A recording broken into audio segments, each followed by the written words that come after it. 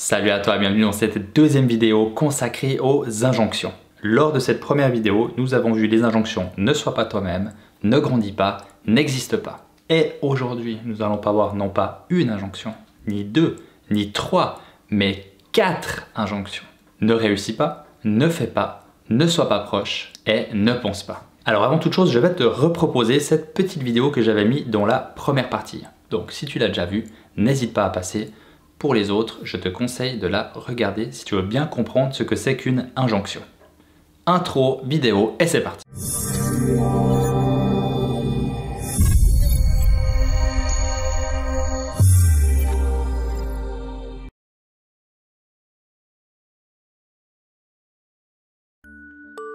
Les injonctions sont des messages négatifs, interdits, transmis inconsciemment des parents vers leur enfant. Les parents désirent en général que leur enfant réussisse dans la vie et soit heureux, mais ils ont peur que ceux-ci n'atteignent pas ce but. Souvent, ils désirent les voir réaliser ce à quoi ils ont eux aspiré et qu'ils n'ont pas pu atteindre. Alors, pour bien éduquer leur enfant, ils leur transmettent des injonctions, des interdictions qu'ils veulent positives, mais qui auront des effets négatifs, car elles sont souvent ambivalentes. Ces injonctions sont envoyées généralement de manière non verbale avant 6 ans. Elles précèdent donc les messages contraignants qui les renforceront. Bob et Mary Goulding, 2 thérapeutes qui ont particulièrement étudié la redécision, ont repéré une douzaine d'injonctions les plus fréquentes.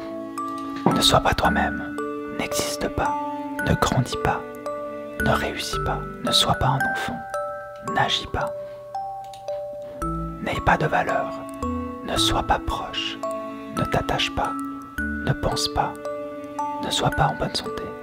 Ne ressens pas.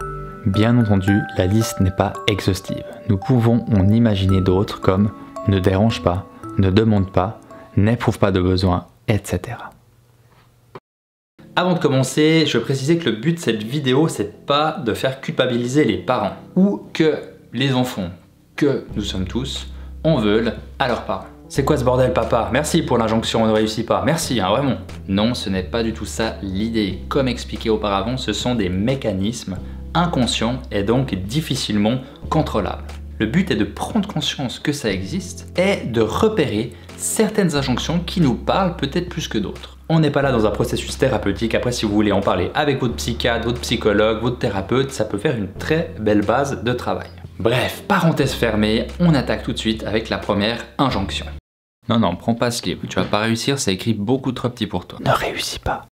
Mais non, laisse faire papa, tu vas pas réussir à ranger les crayons dans la boîte. Ne réussis pas. Les injonctions sont de base très paradoxales, mais celle-là peut l'être encore plus. Qu'un parent ne souhaite pas que son enfant réussisse, ça peut paraître assez troublant, on va dire. Mais regardons ça sous un autre angle. Imaginons un père qui n'a pas pu aller faire des études, pas pu aller à l'université parce qu'il a dû toute sa vie travailler. Il a dû arrêter l'école très tôt parce qu'il a dû travailler pour faire vivre sa famille, pour subvenir à leurs besoins. Et ce papa va réussir à payer des études à sa fille. Sa fille va pouvoir aller à l'université. Donc bien sûr que le père sera fier de ce qu'il a accompli, sera fier de son enfant. Mais le père est composé de 3 états du moi.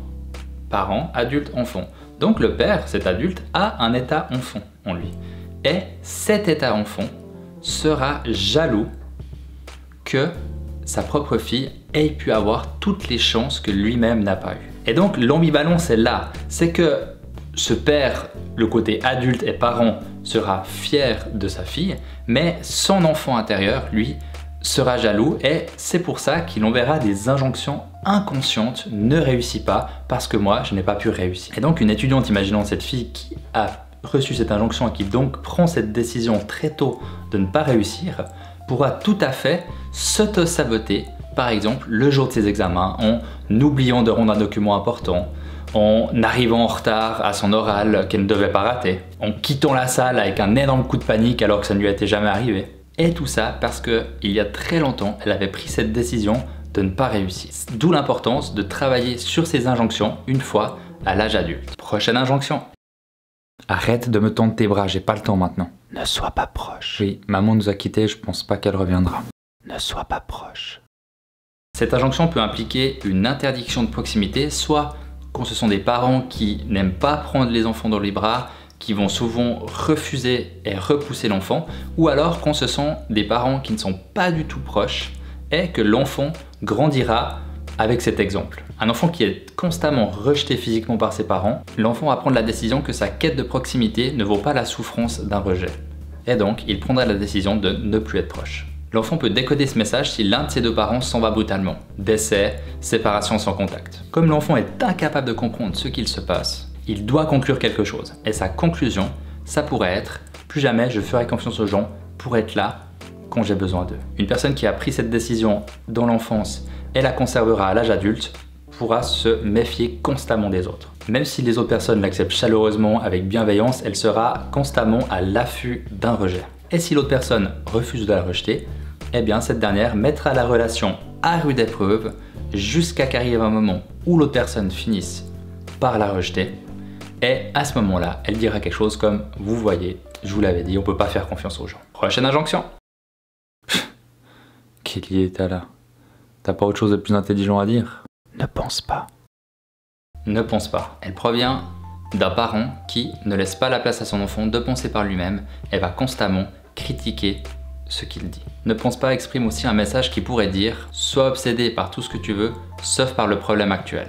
Un adulte qui aura reçu l'injonction « Ne pense pas » réagira probablement au problème en s'embrouillant, en ressentant un malaise, mais sans vraiment essayer de le résoudre. La deuxième variante de « Ne pense pas » pourrait être « Ne pense pas à ça ». Ne pense pas au sexe, ne pense pas à l'argent, etc. En résumé, le message transmis serait « Ne pense pas à ce que tu penses, pense à ce que je pense ». Prochaine injonction. Non, non, non, monte pas sur ce muret. Ne fais pas. Tu reposes ces ciseaux, c'est beaucoup trop dangereux. Ne fais pas. Ah, ne fais pas. Injonction transmise par des parents qui pensent que quoi que fasse l'enfant, ça sera dangereux, donc autant qu'il ne fasse rien. Si une personne adulte hésite constamment en différentes actions, mais qu'au final, elle n'entreprend rien du tout, avec le sentiment constant qu'elle n'arrive à rien, cela est bien possible qu'elle ait reçu cette injonction étant enfant. Et voilà, on est arrivé au bout de notre quatrième injonction.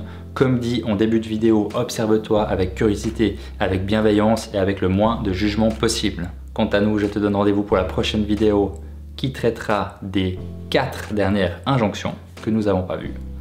Et d'ici là, il ne me reste qu'à te souhaiter, comme à mon habitude, une très bonne connaissance de toi-même et je te dis à la semaine prochaine. Bye bye!